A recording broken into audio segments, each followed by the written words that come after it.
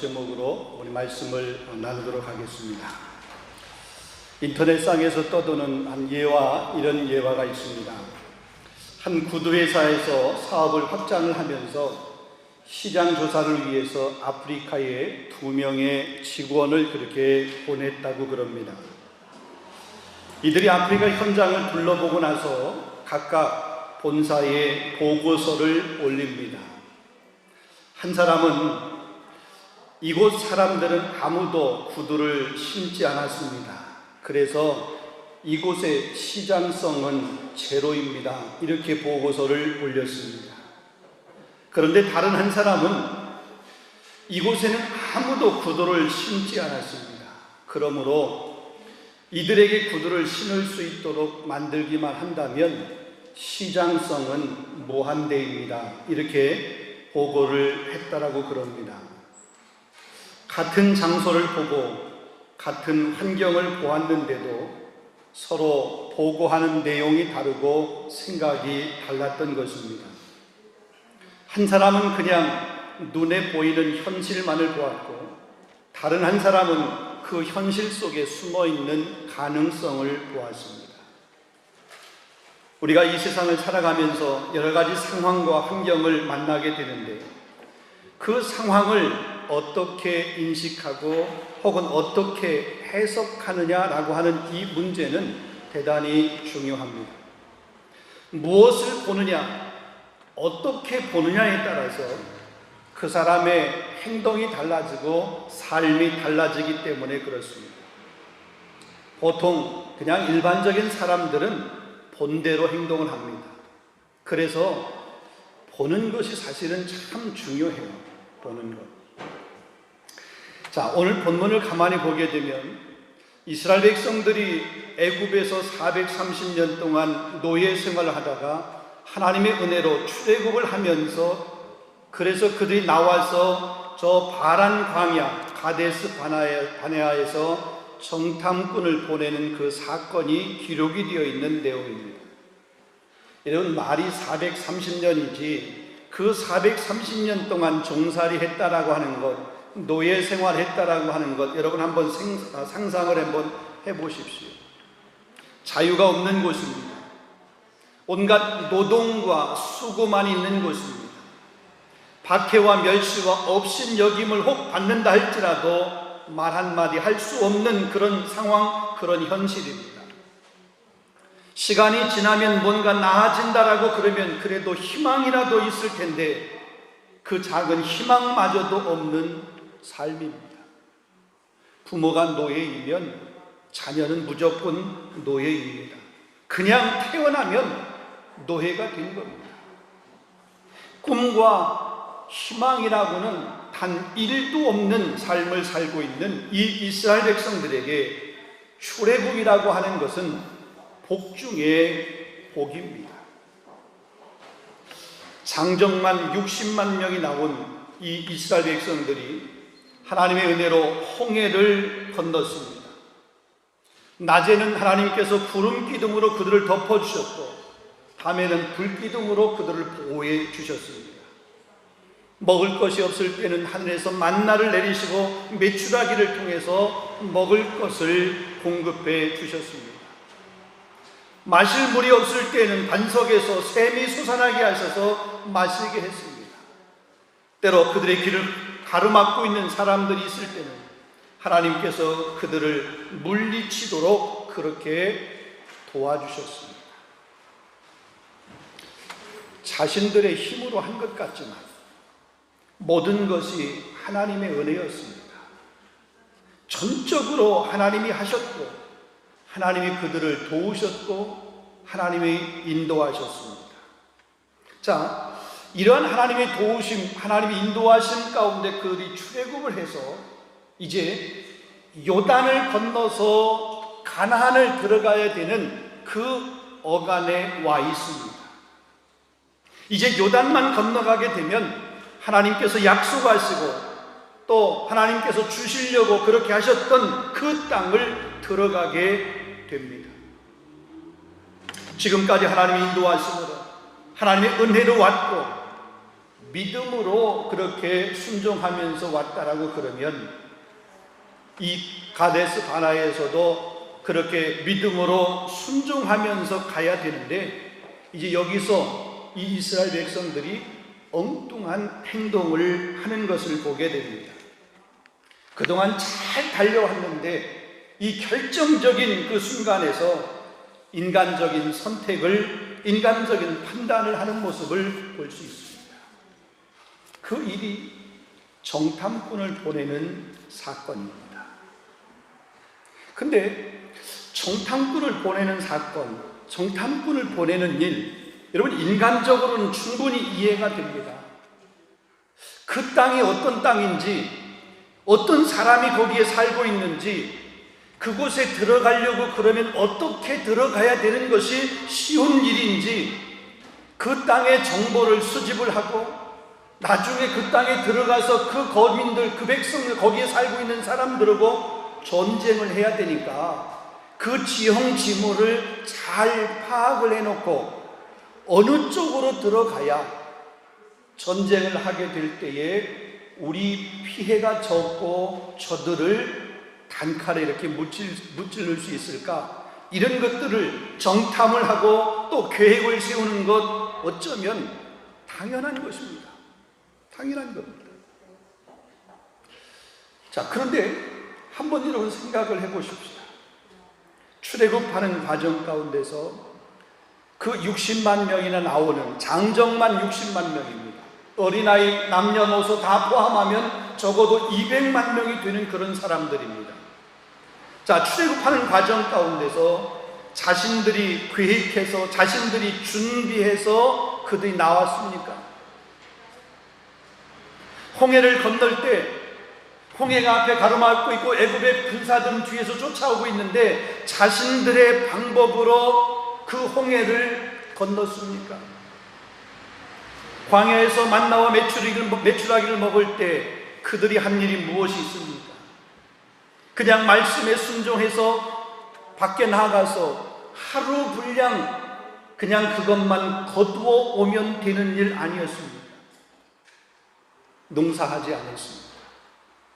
추위와 더위를 피하는 방법도 하나님께서 친히 다 해주셨습니다.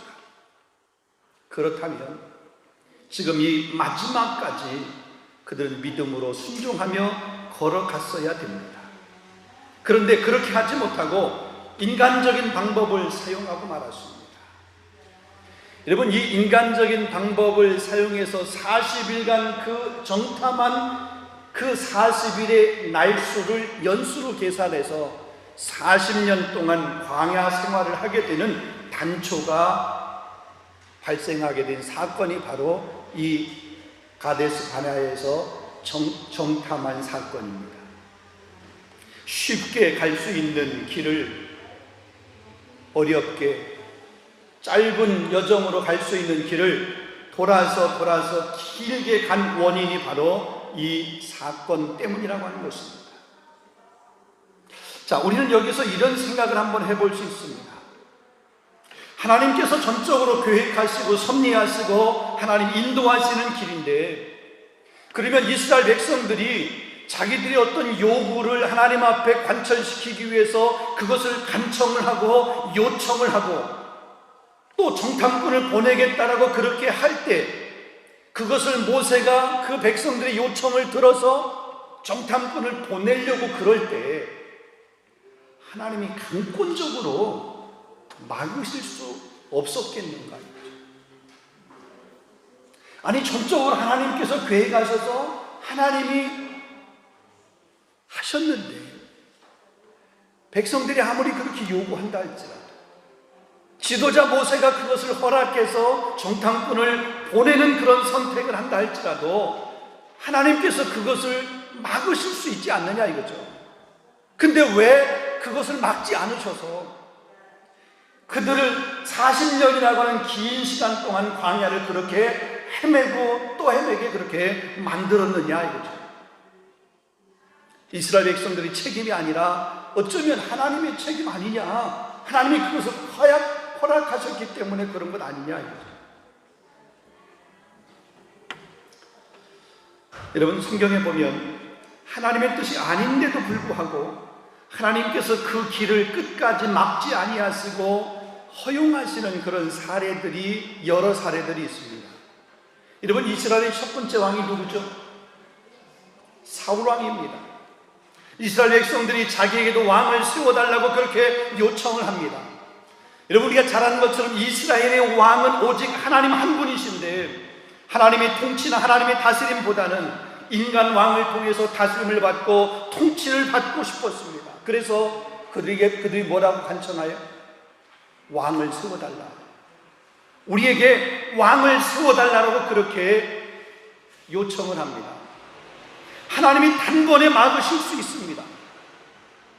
그런데 하나님께서 그렇게 하지 아니하시고 사무엘을 통해서 이스라엘 첫 번째 왕으로 사울에게 기름을 붓는 그런 모습을 볼 수가 있습니다.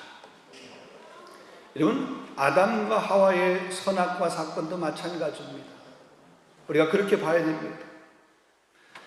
신약 성경에 보면 집을 나간 둘째 아들 탕자의 비유에도 보게 되면 집을 나가는 둘째 아들, 그 모습은 하나님께서 보실 때 정상적인 모습이 아니잖아요.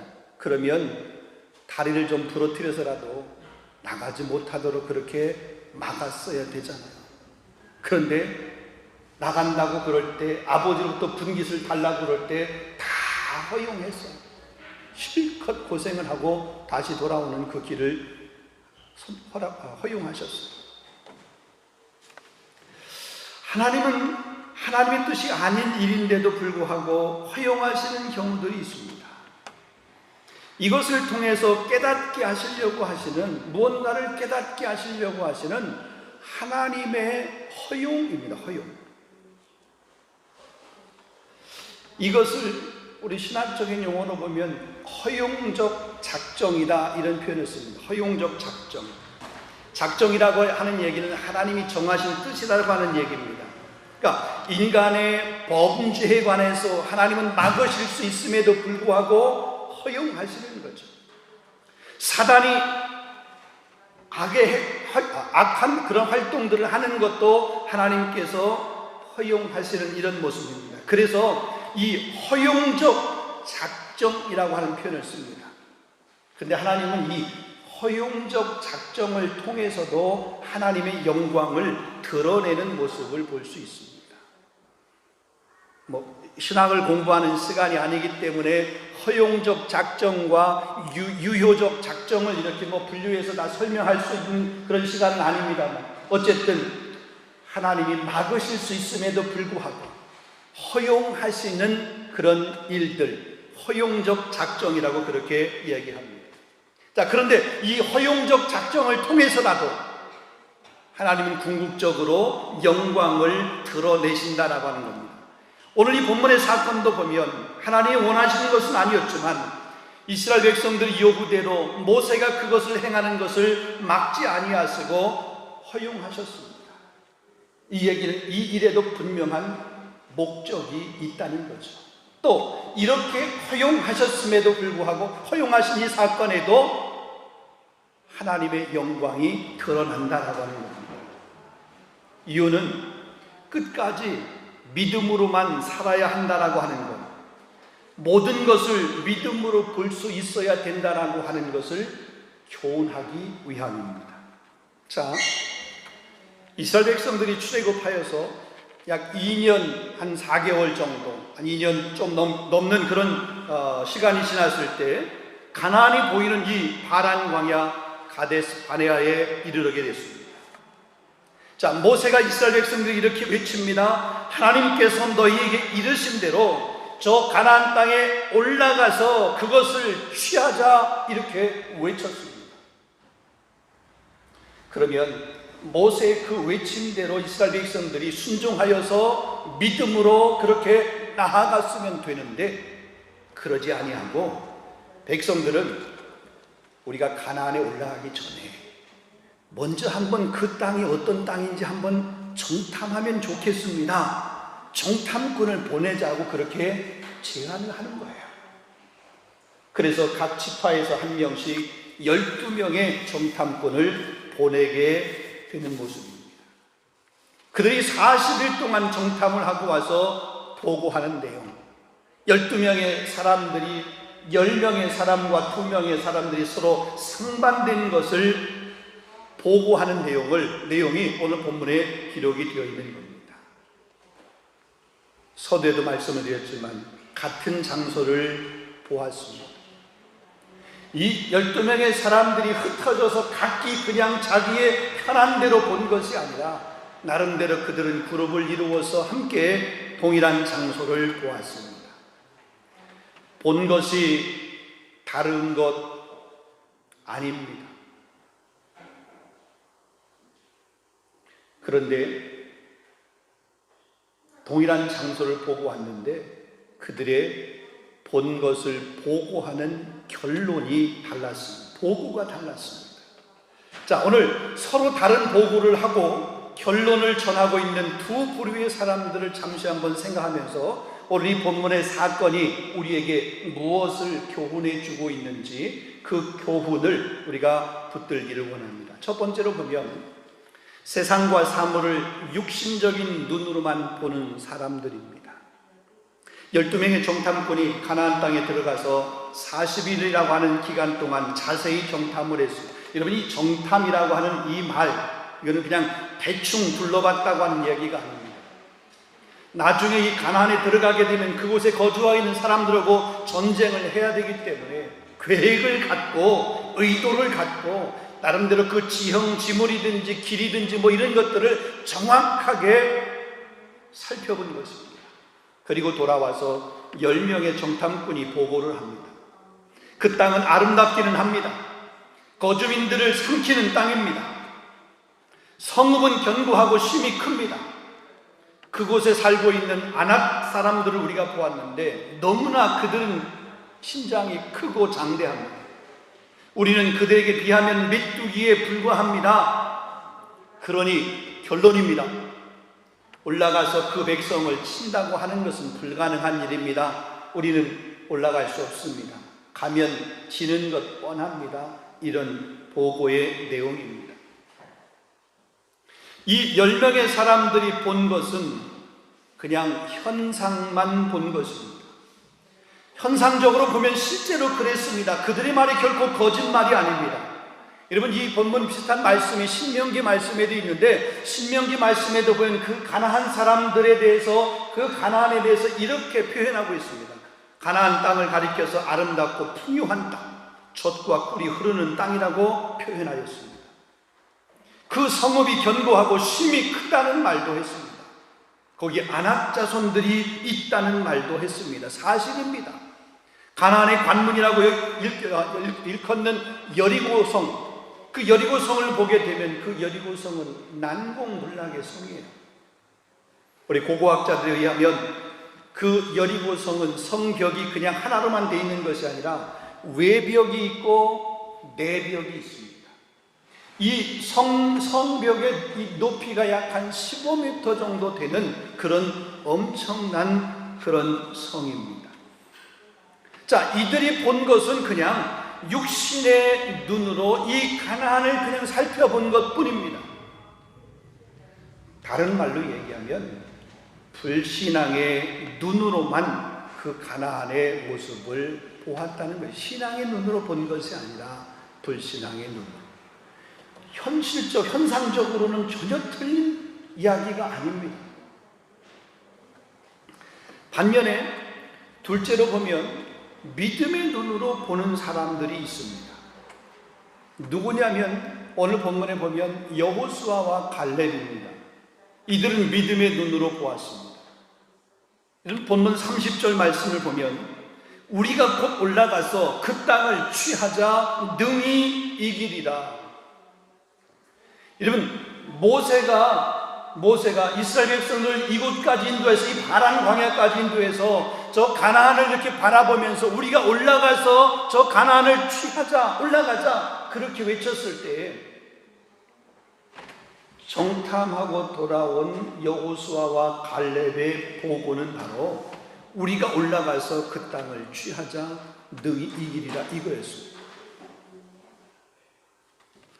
민수기 14장 그 뒤에입니다. 14장 7절로부터 9절의 말씀에 보면 여호수아 갈렙이 이렇게 말합니다. 우리가 정탐한 땅은 심히 아름다운 땅이라. 마찬가지 10명의 사람들이 보고한 거하고 똑같잖아요. 여호와께서 우리를 기뻐하시면, 여기서 여호와께 우리를 기뻐하신다는 얘기는 여호와께 믿음으로 순종을 하면 이런 의미를 해석할 수 있습니다. 우리를 그 땅으로 인도하여 들이시고 그 땅을 우리에게 주시리라. 다만 우리는 여호와를 거역하지 말자. 또 그 땅 백성들을 두려워하지도 말자. 그들은 우리의 먹이라. 그들의 보호자는 그들에게서 떠났고 여호와는 우리와 함께 하시느니라. 그들을 두려워하지 말라. 이렇게 외치는 모습을 볼 수가 있습니다. 10명의 정탐꾼은 우리는 진다, 우리는 안 된다, 올라가지 말자 이렇게 외친 반면에 여호수아와 갈렙 이 두 사람은 올라가자, 그들은 우리의 먹이다, 여호와를 거역하지 말자, 여호와께서 우리와 함께 하신다 이렇게 외친 모습을 보게 됩니다. 똑같은 시간, 똑같은 장소에서 똑같은 것을 보고 왔습니다. 그런데 그들의 말이 달라요. 그들의 결론이 다른 모습을 보게 됩니다. 10명의 정탐꾼은 그 땅이 아름답고 비옥한 땅인 것만 보았습니다. 그 성읍이 견고하고 난공불락인 성인 것만을 보았습니다. 그 땅에 거주하는 사람들, 특히 아낙 자손들이 거인인 것만을 보았습니다. 현상만을 본 것입니다. 눈에 보이는 것만을 보았습니다. 육신적인 관점으로만 보았습니다. 그러나 여호수아와 갈렙은 육신적인 것으로 보았습니다. 그러나 그것만 본 것이 아니라 영적인 면도 그들은 보았습니다. 다시 말하면 믿음의 눈으로 그 땅을 본 것입니다. 하나님께서 이스라엘 백성들의 약속하신 그 약속의 말씀으로 그 땅을 본 것입니다. 그 땅을 취하는 것이 하나님의 명령이니까 하나님께서 그 땅을 반드시 주실 것이라고 하는 그 약속이 있었기에 믿음의 눈을 가지고 그 땅을 본 거예요. 그러니 똑같이 봤어도 그것을 보는 결론이 다른 것입니다. 여러분과 잘 아는 것처럼 결과가 어떻습니까? 이들이 그렇게 정탐을 하고 결국은 올라가지 말자, 올라가면 우리는 죽는다 라고 그래 2명의 사람들은 올라가자 이렇게 외쳤는데, 그럼 10명의 사람들의 말을 따라서 궁극적으로 그들이 그 가나안이라고 하는 곳을 안 갔습니까? 갔어요. 돌아서 40년 돌아서 결국은 그 땅에 들어갔어요. 그 땅에 가긴 갔어요. 자, 그런데 이 12명의 정탐꾼은 어떻게 됐죠? 부정적인 보고를 했던 10명의 정탐꾼은 광야에서 다 죽고 말았습니다. 2년 한 4개월 정도 걸쳐서 이 바란 광야에 왔으니까 이 광야 생활이 40년이라고 그러면 약 한 38년, 37년 한 6개월, 7개월 기간 동안 이 10명의 사람들은 그 광야의 생활 가운데서 다 죽었습니다. 그러나 그 땅을 올라가자라고 그렇게 외쳤던 여호수아와 갈렙은 그 가나안 땅에 들어갔던 모습을 볼 수가 있습니다. 여러분 말씀 맺도록 하겠습니다. 가나안 땅은 하나님이 약속하신 땅입니다. 하나님의 약속이 있는 땅입니다. 그 땅을 취하고 그 땅에 들어가는 것은 믿음이 없으면 불가능한 것입니다. 하나님의 말씀에 대한 신뢰가 없으면 불가능한 것입니다. 여러분 오늘날도 마찬가지입니다. 오늘 우리의 삶이 요즘 이 코로나라고 하는 이 전염병 때문에 힘들고 어렵습니다. 여러 가지 현실적인 어려움도 있지만 하나님은 하나님의 백성을 결코 외면치 아니하실 줄로 믿습니다. 내가 너희를 고아와 같이 버려두지 아니하리라, 요한복음 14장의 말씀입니다. 내가 너를 도와주리라. 참으로 나의 의로운 오른손으로 너를 붙들리라. 하나님께서 그렇게 약속하셨습니다. 아니, 그 약속이 이사야를 통해서 이스라엘 백성들에게만 주신 약속이 아니라 청왕무한 하나님의 말씀, 계시의 말씀, 오늘 우리에게도 동일하게 주시는 하나님의 말씀. 나의 의로운 오른손으로 너희를 붙들리라. 우리 앞에 현실적으로는 많은 어려운 문제들이 있습니다. 때로 그 앞길이 잘 보이지 않습니다. 하나님의 손보다는 세상의 손이 더 강해 보입니다. 하나님의 치료의 능력보다는 전염의 그 속도가 훨씬 더 빠르고 전염병이 더 강한 것 같습니다.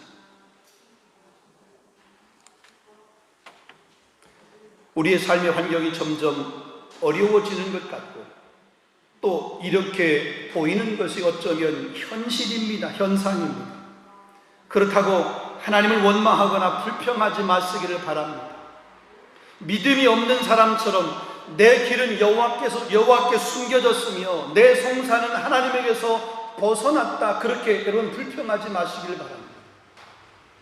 영원하신 하나님 여호와, 땅끝까지 창조하신 이는 피곤하지 아니하시며 곤비하지 아니하시며 명철이 한이 없으시며 피곤한 자에게는 능력을 주시며 무능한 자에게는 힘을 도하시나니 소년이라도 피곤하며 곤비하며 장정이라도 넘어지고 쓰러지되 오직 여호와를 앙망하는 자는 새 힘을 얻으리니 독수리가 날개치며 올라감 같을 것이요 다름박질하여도 곤비하지 아니하겠고 걸어가도 피곤치 아니하리로다. 할렐루야. 하나님께서 반드시 이기게 하시고 승리하게 해 주실 줄로 믿습니다. 그러기에 오늘의 우리의 삶은 그 어느 때보다도 우리의 삶을 바라보는, 우리 환경을 바라보는 우리의 눈이 달라야 됩니다. 현실적인 눈, 현상적인 것만을 바라보는 것이 아니라 현실을 보면서, 현상을 보면서 믿음의 눈으로 그 현상과 현실 그 너머에 있는 하나님이 숨겨놓으신 그 섭리를 볼 수 있는 저와 여러분 될 수 있기를 주님의 이름으로 축원합니다. 10명의 정탐꾼이 아니라 여호수아와 갈렙과 같은 믿음의 눈으로 하나님이 허락하신 우리 삶의 현장, 우리 생활의 현장, 우리 가정, 일터, 우리가 공부하는 학원을 볼 수 있는 저와 여러분, 우리 교회가 될 수 있기를 주님의 이름으로 축원합니다. 기도하겠습니다. 거룩하신 아버지 하나님, 참 감사합니다. 오늘 이스라엘 백성들이 저 파란 광야 가데스 바네아에서 12명의 정탐꾼을 통해서 가나안을 정탐하게 되었을 때 10명의 사람들은 현상을 보고 또 현실만 바라보았습니다. 그러나 여호수아와 갈렙은 현상도 보고 현실도 보았지만 믿음의 눈으로 하나님께서 행하실 그런 약속의 말씀을 붙들고 그 믿음의 눈으로 그 땅을 바라보았습니다. 그럴 때 그들은 그 땅을 올라가자 외쳤고, 또 그 외침이 다른 사람들은 광야에서 다 죽었지만 그들은 그 땅에 들어갔던 모습을 보게 됩니다. 우리 삶의 환경이 아무리 힘들고 어려워도 이 땅이 현상만 바라보는 우리가 아니라 그 현실과 현상 넘어 하나님께서 행하시는 하나님의 손을 바라볼 수 있도록, 하나님의 일하심을 바라볼 수 있는 믿음의 눈, 믿음의 성도들이 다 될 수 있도록 인도하여 주시옵소서. 예수 그리스도 이름으로 감사하며 기도하옵나이다. 아멘.